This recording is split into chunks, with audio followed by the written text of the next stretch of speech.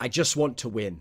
That's what they'll always say. They see these people, these incredible players who sacrificed everything and worked constantly to improve and be at the peak of their level and gave up almost everything and battled, and really all that was in these guys' minds was trying to win and trying to be the best.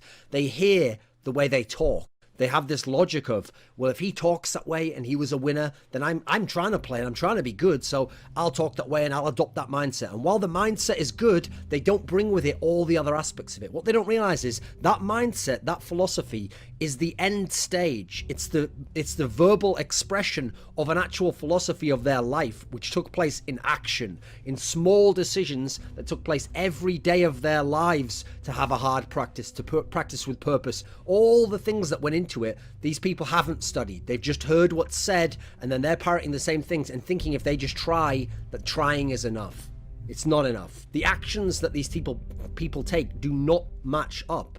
Like, for example, they might say that they practice hard. Okay, they might practice hard, like the practice might be there, and they might play hard within the practice, but do they do the hard practice? That's a different thing. Those are the things that are difficult to do. Maybe they're very draining in the amount of time you have to put in, or the amount of mental effort and concentration on this practice, whereas you could just let that go a bit and relax a bit more and be half in, half out in the practice, and you're there at the practice, you're playing in the practice, maybe you're even succeeding in the practice in a relative sense, you're winning the games or you're doing decently in them, but are you actually applying yourself with purpose? Are you doing the boring practice? Are you doing the practice where all you do is work on the basics that even the beginner learns, and you're just making sure these are refined, these are perfected, and then pushing for that extra 1% that might not seem like much in the context of it, but could be the difference that makes you the great player, that makes you win this next match? Are you doing these things? Most of these players are not. Do it right so that you don't have to spend more time doing it over later.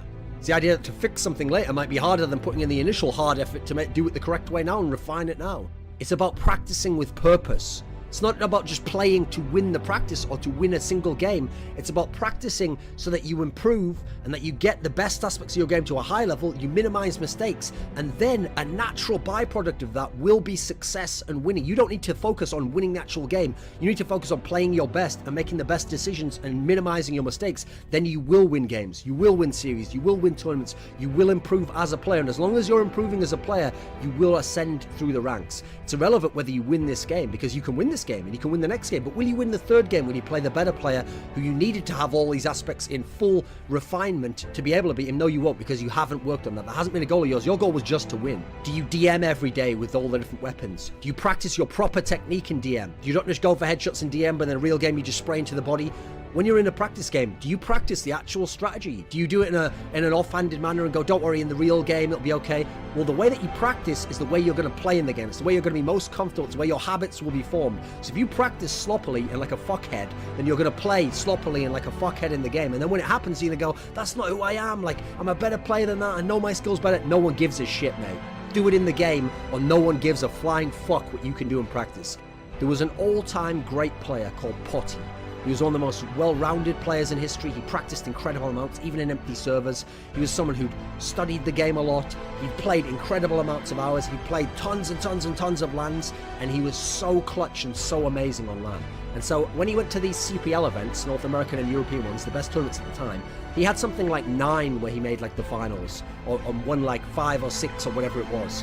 And the thing about this guy was, he was so used to being excellent and always figuring out how to get back to that excellent level, that there was a tournament once where he went with a newer lineup, tried out a couple of younger players who hadn't had a lot of experience at that level, and it was CPL Winter 2002.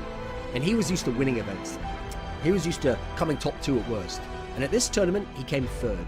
And his team did well to come 3rd, and they had matches where they were outmatched and outclassed by some of the better teams, and things broke their own way at the key point, like 11-11 or Inferno or whatever it was, versus the Game Online team of Element. And okay, he could have said, like another player, well, good tournament, new roster, yeah, we still got 3rd, 3rd's good, right? I remember looking at this guy's face when he was on the podium and he received the 3rd place check, and he looked on his face like someone in his family had died, because he realized, this is nothing. I have the potential to be a champion. I have been a champion before. I will probably be a champion in the future. What have I done wrong to be in the position where I'm 3rd now? What could I have done differently? Now, to other people, they say, hey, relax, enjoy 3rd place. Those are the people who aren't doing everything to win. They are willing to accept failure. The greatest champions of all time seriously say, the day you win You're jubilant. You have this joy. It feels incredible. You feel all this energy coming forwards. You love your teammates. You love the things you've accomplished. But the next day, it dawns upon you, if you're a true winner, someone who sacrificed everything to be a champion, you realize the next season is going to begin in a few months. And this last season now was amazing, but that's gone.